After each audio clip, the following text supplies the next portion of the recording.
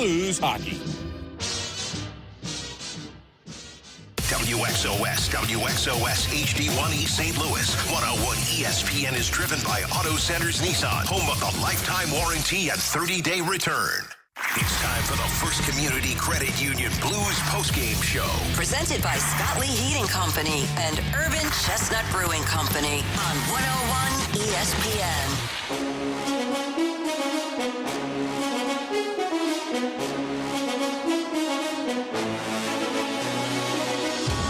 To our fourth period, extended post-game coverage on your home for the Blues, 101 ESPN. Alex Ferrario, Jordan Deacon back with you in our network studios as the Blues fall to the Nashville Predators tonight, 7-2. I feel like it's a regular occurrence now that when a one-sided game gets out of hand against the Blues, I have people tweeting at me nonstop saying, "Where's this go on your power rankings of worst losses of the season?"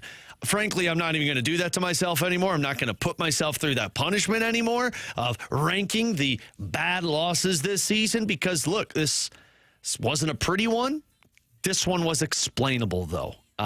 Compared to some of those other really bad losses, this one was somewhat explainable. And I'll emphasize the word somewhat because, as Joey Vitale mentioned, what went wrong in this?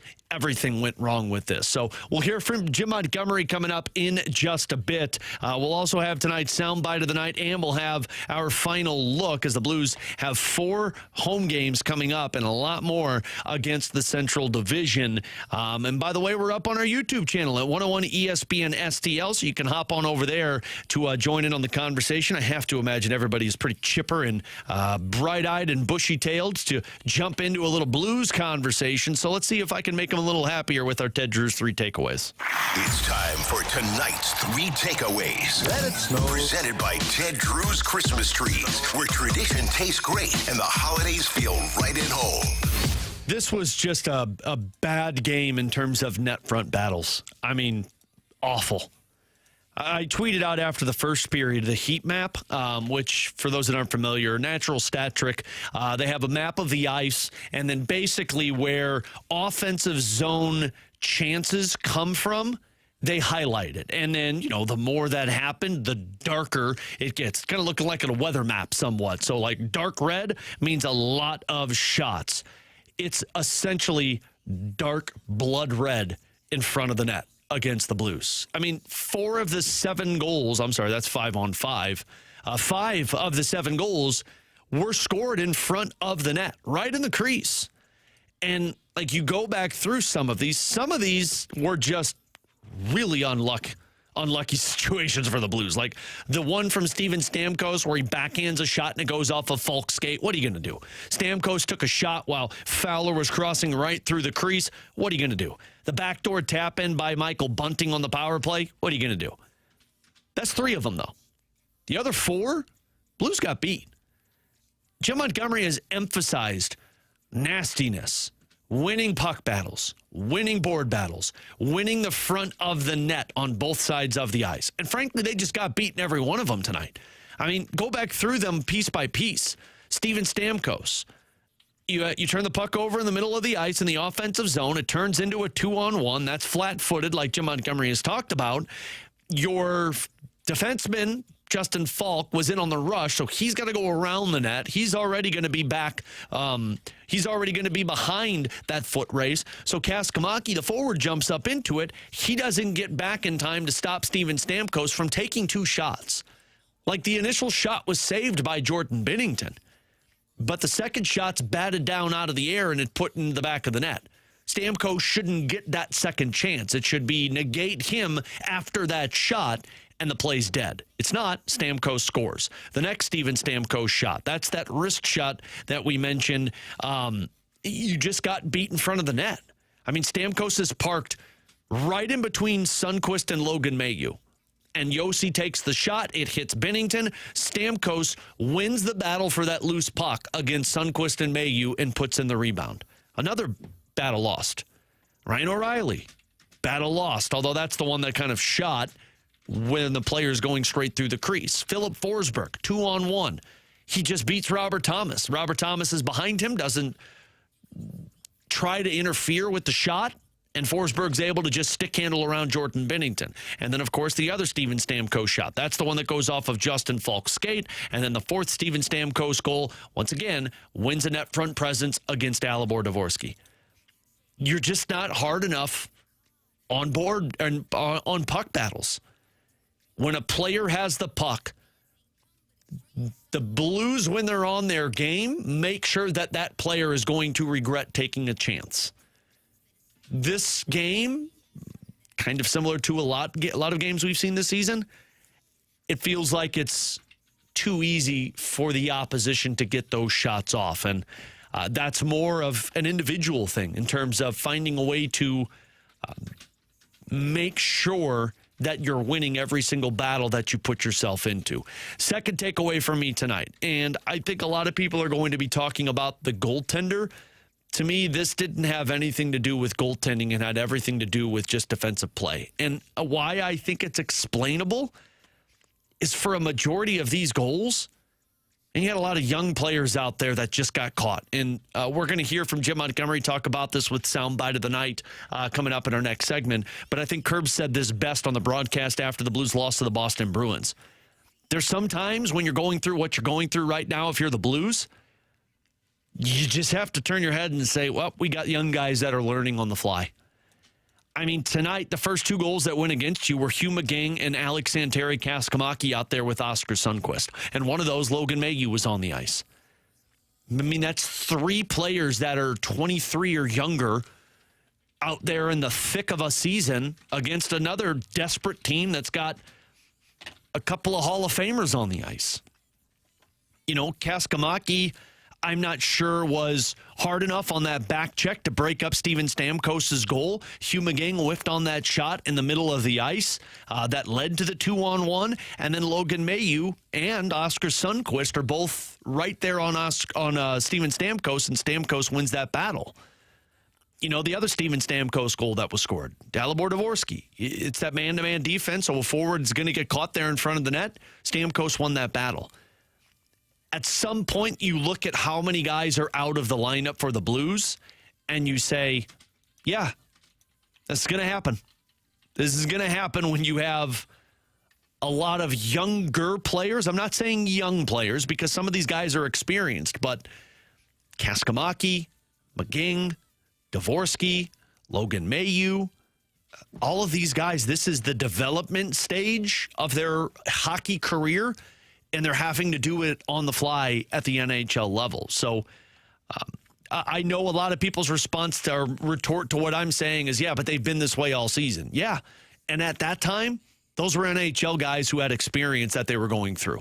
Right now, and why I said at the top how I keep getting asked, where's this one rank on the worst losses of the season? I don't know if I can rank this one.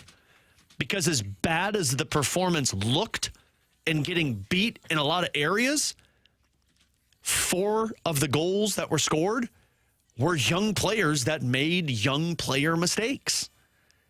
What you hope happens from this, just like what you hope happens from that Boston Bruins game, is Dvorsky learns from it. Kaskamaki learns from it. Logan Mayhew learns from it. That's the building blocks of developing a competitive team. The hard part, I think, is because of the expectations this season had and how much the Blues have struggled this season. But again, I put this in a different category as some of these other losses, like, you know, the Detroit Red Wings won, or the Flyers, or the Utah Mammoth, or the Blackhawks early this season. I put that in a different category. This one feels like it's in an envelope of its own of, look, these are the growing pains when you have to implement this many young and inexperienced players into an NHL roster. Jim Montgomery even said it coming into the game. You have to keep things as simple as possible. In layman's terms, you have to play as perfect of a hockey game as you can if you want to come out on top with this many players in there. And, you know, I think Jim Montgomery did a decent job there towards the end of evening out everybody's minutes. I mean, Philip Broberg had to play 26 minutes tonight, but, you know, in terms of the forward side of things, a lot of guys had a pretty even amount of hockey. So with the back-to-back, then you put yourself in a position that maybe these guys still have some energy in the tank tomorrow. Third takeaway, I'm going to go positive on this one. I loved Robbie Fabry's game tonight. I know he took 4-minute penalty. I know it was the high-sticking one, but Robbie Fabry picks up the assist on the Hugh McGinn goal. But, man, I felt like Robbie Fabry was everywhere. It was like after that assist happened, Robbie Fabry got an extra gear. You know, it was the little timid in the early portion. I'm going to make my shifts short. It's my first NHL game this season. I want to make the right impression. But, man, after that assist happened, it's like he was there for you. And the part that I shouldn't have been surprised by, because we talked about this with Cristiano Simonetta on our pregame show, the play-by-play man of the Charlotte Checkers that Fabry was a part of this year. But, man, Fabry goes to the front of the net. Like, Fabry was parked in front of the net a couple of times, creating screens. He won a couple of board battles in the offensive zone along the walls. He's got the speed. He's got the shot. He took 3 shot attempts in this hockey game. 2 shot attempts. He had 3 hits in this hockey game, also blocked the shot. I don't know what's going to happen with this. I mean, when you look at the timeline of Walker being out 6 weeks, Snuggerud being out 6 weeks, Kyrou being out for at least 10 days, they said. I mean, that's 3 guys you're not going to see most likely until post-Christmas, which means this is a lot of hockey games for Robbie Fabry to get to play in. And who knows, if he starts to feel it, if he starts to play a little more consistently, it might be a depth piece for the Blues. Now, it might be like what Texier was earlier this season, where you're in and out of the lineup, but, man, it's just he was noticeable. And, you know, it's the quote that Bobby Plager used to always say, and I loved talking to him about it. He's like, you know when a player is having a good game when you notice him. And I felt like I noticed Robbie Fabry an awful lot tonight out there on the ice for the Blues. So those are my Ted Drew's 3 takeaways. I'm sure everyone else has a lot of takeaways, so you can send them over to us on the YouTube channel at 101 ESPN STL, or you can tweet them to me at Ferrario 101 ESPN. Now, let's hear what the head coach has to say. The soundbite of the night is presented by Rocket Convenience Stores. Fuel your car and your daily cravings at Rocket Convenience Stores.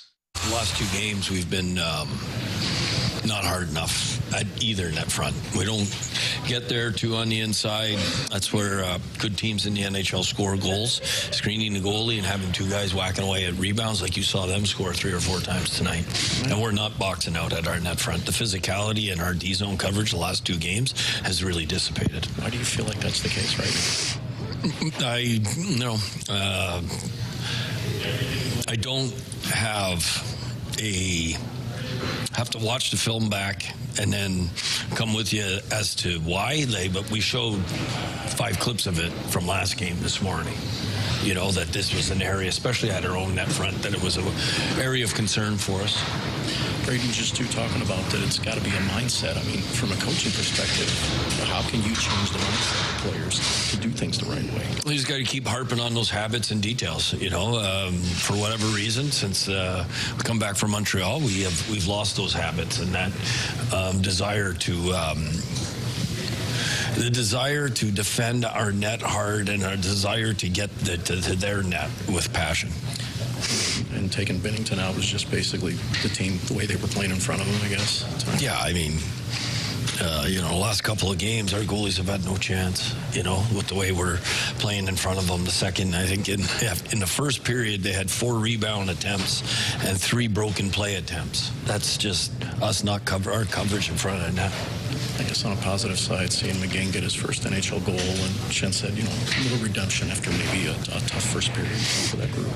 Yeah, I mean, it was nice to see Hugh get his first goal. It's always a monumental event, for in his life, and it brought good energy to our bench. I also thought Robbie Fabry was our best forward. Yeah. That's what I was going to ask you. What did you think of his game? What did you like about it? I loved his habits and details. Like, he was at the net front screening. He got his assist being at the net front, passing it over to Hugh.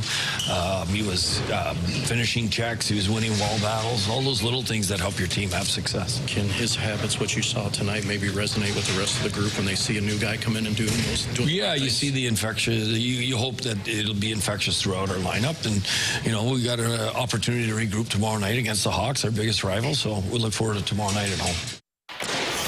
It's time to hear from the head coach Jim Montgomery, presented by Fisher Window and Door Store, offering quality American-made Marvin windows and doors. Visit their showrooms in Brentwood or East Alton, Illinois. So there you go. Jim Montgomery talking Robbie Fabry there, and matched the eye test for us as well. Both Jordan Deacon and I said the same thing. Robbie Fabry looked like one of the best skaters out there tonight for the Blues, and I think between he and Philip Broberg, those two were your best skaters tonight. And you hear Jim Montgomery say habits and details. That's what he has been harping on all season for his entire team. And they haven't done what he wants, at least consistently.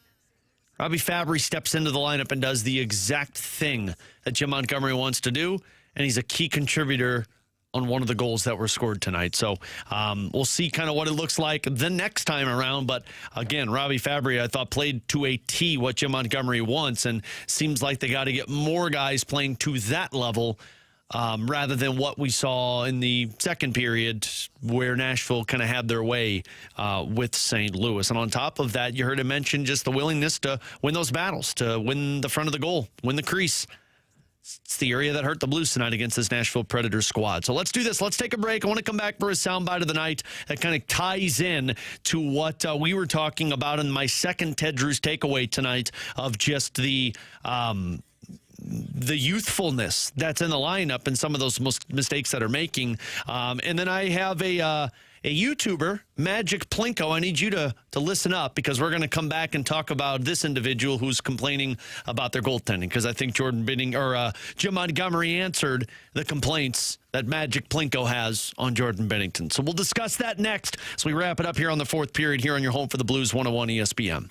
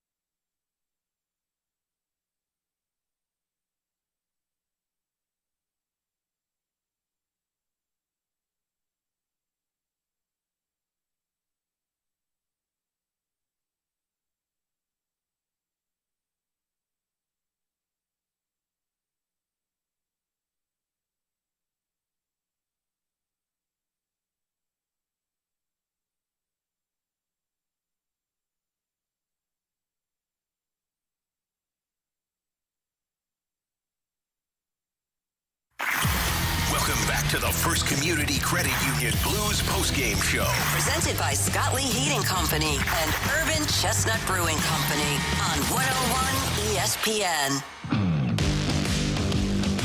So I'm going to call an audible here.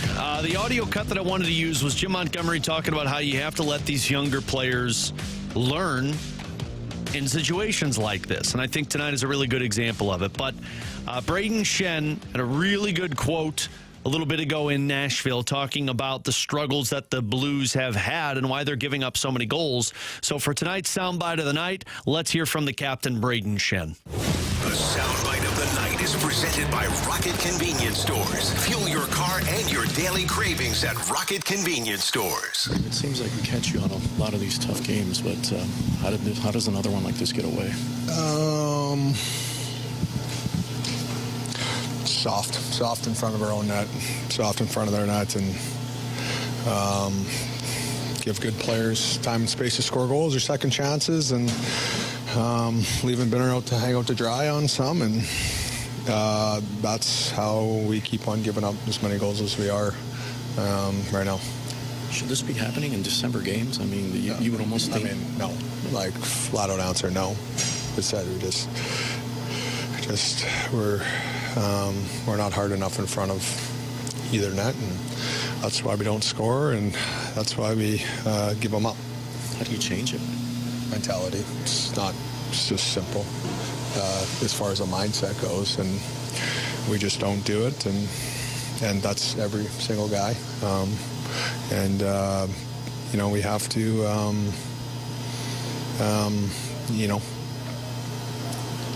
commit to the little habits of the details to, play for one another, or if not, you keep on getting embarrassed. Does the group need just a little soul searching, I guess? I don't know. Yeah, absolutely. Like it's everything. It's confidence. It's frustration. It's guys trying to find their games. And right now, like I said, just in this past little 5 stretch here, I said we're just giving up too many goals, and like I said, we're leaving our good goalies hang out to dry.